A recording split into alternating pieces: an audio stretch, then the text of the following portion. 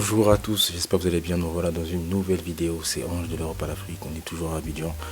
Alors, après la journée que j'ai passée hier au salon avec le frère qui a donc une chaîne de salon ici à Abidjan, j'ai appris énormément de choses et il y a beaucoup de choses sur lesquelles on s'est rejoint au niveau des difficultés qu'on a rencontrées.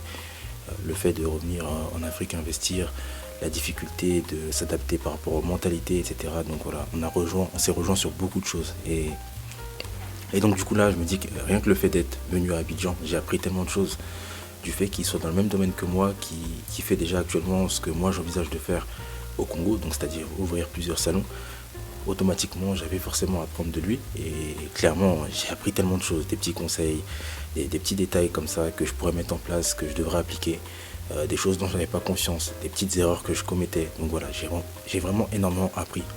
Donc la leçon, c'est vraiment dans la vie quand vous souhaitez faire un projet, même si votre projet il était bien fait, bien organisé, n'hésitez pas à aller voir des personnes dans d'autres pays qui font quelque chose de référence dans leur pays et qui pourront vous aider, qui pourront vous donner des conseils, des tips, vraiment. Donc c'est vraiment indispensable, quoi qu'il arrive, tous les domaines de se former, de s'entourer, de se faire conseiller par des personnes qui sont passées par là et qui font des choses que vous voulez faire. Parce que clairement, ils auront vécu des choses probablement que vous allez vivre.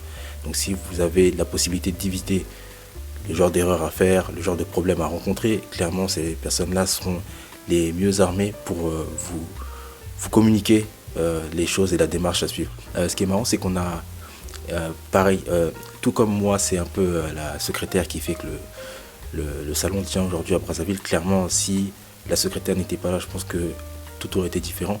Bah, c'est pareil, lui aussi, il a une gestionnaire qui est là sur place, qui lui sert de bras droit, qui veille au grain, qui surveille les choses. Donc, d'où l'importance de trouver une personne de confiance au Congo.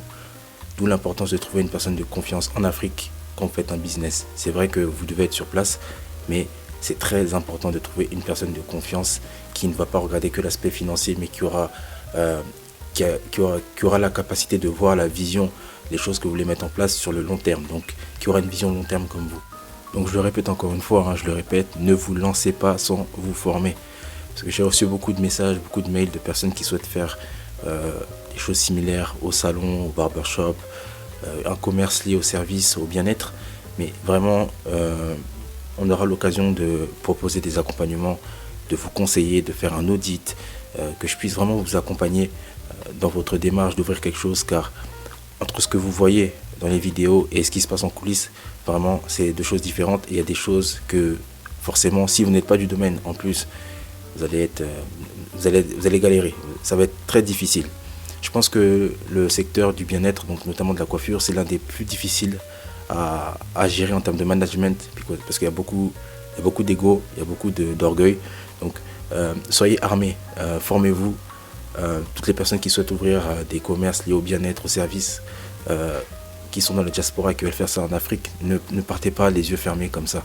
Vraiment, essayez de vous rapprocher d'une personne qui a déjà l'expérience sur place pour pouvoir éviter de faire certaines erreurs. En tout cas, c'était une visite qui était très productive pour moi. Comme je l'ai dit, ça en valait la peine de venir jusqu'ici. Donc en plus, j'ai découvert la Côte d'Ivoire, j'ai vu son salon, comment c'était organisé, etc.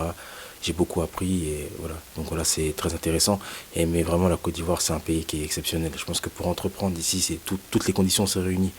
Genre 90-95% du pays, enfin de la ville d'Abidjan est bitumée, j'ai l'impression, parce que j'ai pas eu à avoir des trous ou des choses similaires. Vraiment, tout est carré, tout est fait. C'est un environnement vraiment business. Il y a beaucoup d'entrepreneurs, beaucoup de commerces, donc ça, c'est intéressant. Vraiment, ça fait plaisir à voir et je pense qu'à l'avenir, il y aura beaucoup de choses à faire ici. Surtout qu'il y a beaucoup de projets qui commencent avec le Grand Abidjan, etc. Quand on se renseigne bien, c'est vraiment ici, c'est futuriste. Donc voilà, c'était une petite vidéo pour vous sensibiliser sur ça. Formez-vous lorsque vous avez un projet et n'hésitez pas à aller voir des personnes qui font ce que vous souhaitez faire dans votre domaine, que ce soit la restauration, la coiffure, peu importe. Et si vous pouvez même payer une formation pour ça, vous faire accompagner pour que la personne puisse faire une audit, une analyse. Regardez vraiment plus précisément comment ça se passe. Ne faites pas des business à la rage, juste vite fait. Essayez de faire tout de manière professionnelle, bien approfondie et toujours chercher l'excellence. Voilà. N'hésitez pas à mettre des likes, à partager, à liker la vidéo. D'ici là, prenez soin de vous. À vous. Ciao.